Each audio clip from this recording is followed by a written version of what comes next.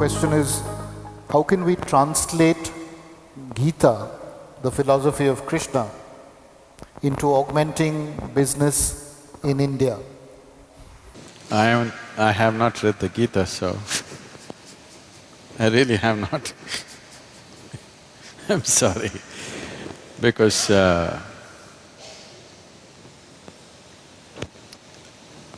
for me, my own vision has never failed me.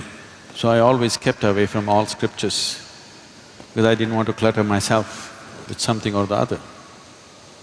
The only thing that I learned and I continue to do is, if I look at something, if I look at a person, I know their past, present and future. That is the level of attention I'm paying to them. I don't look at like this. When I look at it completely, with all that I have. If you pay enough attention, there is nothing that will not yield. So I never had any reason or need to go looking for scriptures or something. With all respect and regard for them, it is not that I'm averse to it, it's just that I've not had the time. How this whole process started is, when I was very young, I realized that I just don't know anything. See, if you realize that you do not know, if it's a full-scale realization that you do not know anything, paying attention will be natural, because you know everything. You know this guy, you know this. There are assumptions and assumptions and assumptions. Well, I've used it in a different way, but even if you're doing business, even if it's for business purposes, the only reason why one human being seems to be… all the opportunities seems to be going in his direction and not other people is simply because he's able to see and other people are not able to see. It's not that it's not there for others. One is able to see and others are not able to see. So essentially, a leader means that you're able to see something that others are not able to see. So, attention without intention, simply being attentive, that's what we were trying to do in the afternoon. Not paying attention to something, just practicing attention, a very heightened level of attention where an unfocused attention, but when you focus it on something, just about anything has to yield, there is no other way to that attention. So, I always focused on enhancing and sharpening my attention, never on retention, because what you gather is not you. Essentially, you know that you exist only because you have some sense of attention right now, isn't it? Suppose you fall asleep and you lose your attention, you do not even know that you exist. So the basis of your existence itself is attention. And this attention need not be mortgaged to anything. You just have to sharpen the attention. See, if you have a knife in your hands, there is no such thing that you have to cut only apples with this. If you have a sharp enough knife, you could cut anything that you want.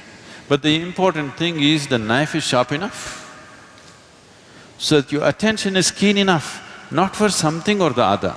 If your attention has become very keen, if you wish to do a certain type of activity, you can successfully do it. I think I must say something about my own enterprises at one time. My enterprise started when I was 8 years of age. Because of a strange kind of pride in me, I never ever took a single rupee as a pocket money from my parents. I started making money when I was 6, 7 years of age. By 8, I was quite an accomplished entrepreneur. Simple things. Even today I'm known in Mysore because I caught snakes in everybody's houses. If I caught a snake, they gave me 25 rupees. In 1960s, 25 rupees is $1 million for a 7-year-old, 8-year-old kid. I was just on top of the world. So there is a Food Research Institute, CFTRI. Every Saturday afternoon I went there, I caught 4 or 5 snakes. They measured it. I have to show it to like this. If it's over 3 feet, I get 50 rupees. Less than 3 feet, I get 25 rupees. On an afternoon, I would make 100 to 150 rupees. I don't know if you can imagine, 150 rupees for an 8–10-year-old kid in 1960s or 70s was like $1 million today.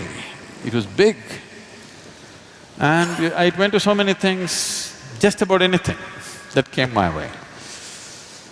I should tell you a little enterprise that I did which grew into a big business. After my university, where I learned nothing, but I passed.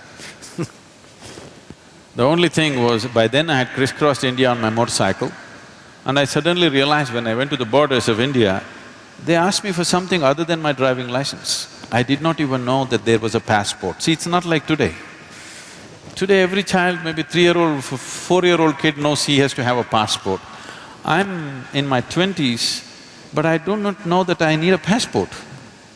I went to the border and then they said, "Where is your passport?" I said, "What? I have a driving license." They said, "No, you need a passport." Then I turned back from Nepal border and came back on my motorcycle. So my only dream was, I'm going to just ride across the world. So I wanted to do something, I started kind of farming, commercial farming. I was making money. I thought I will do for 2 years and leave. But in the meantime, my entrepreneurship took off in so many different ways. Like this I went about. And then there was an industry coming up close by, they wanted to build a water treatment plant. I happened to know the person who was running the industry. I just went there and I wanted to meet him. I was sitting in his office, they were discussing something about a water treatment plant. I just heard this and they were looking at the drawings and stuff. Then I asked him, "Can I apply? Can I do this? Because it is close to my farm, can I do this?" He said, "No, this is very complex, there are some experts from Mumbai and Bangalore who will come and do it, you cannot do it." I said, "Give me a chance, let me see." I took the file from him. I went and read through everything. Then I went back to him after 3 days and said, "I can do this." He said, "Don't you do this, you're my friend. I don't want to do this." "No, just let me give a tender."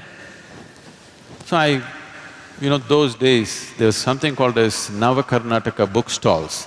They were selling only the Russian books. You used to get big literature books, you can get Lev Tolstoy's War and Peace for 2 rupees and engineering books for 1 rupee, 2 rupees, all hardbound books. I bought 10 books about water treatment plant, sat down in my farm and poured through this day and night. I made my own new design.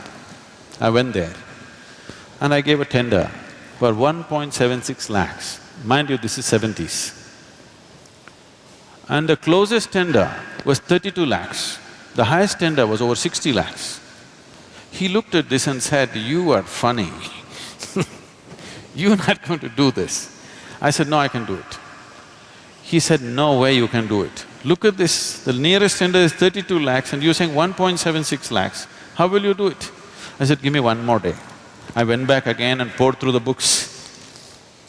I said, "I'll do it." Then he said, "It's 90 days, you must finish this and it must work. If it doesn't work, at your own cost, you must remove it, clean the site and go, and I will not give you a rupee of advance." I again went and poured through the books. I said, "I can do it." I completed this in a little over 70 days. I did this in 90+thousand rupees. In one shot, I made 80,000 rupees, just like that. People thought this is a hit. There my construction industry started. Raja Ramana was coming for RMP plant. He's just coming in a helicopter to see where the site is. There is no anybody there. I just went and met this engineer, he said he was breaking his head, "I don't know what to do, I have to mark the site." I said, "I've got pegs and white cloth. I will just go and mark the site for you." I marked it, they paid me 38,000 rupees for a 15-minute job. I went on my motorcycle and just fixed it myself. Like this, my enterprise started and we grew into a major construction company. We were going very big, but then I got enlightened, so I gave up.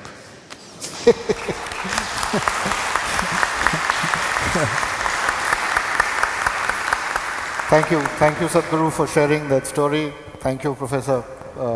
We kind of absolutely run out of time, otherwise we could have continued for another half an hour at least. Thank you for being an attentive audience.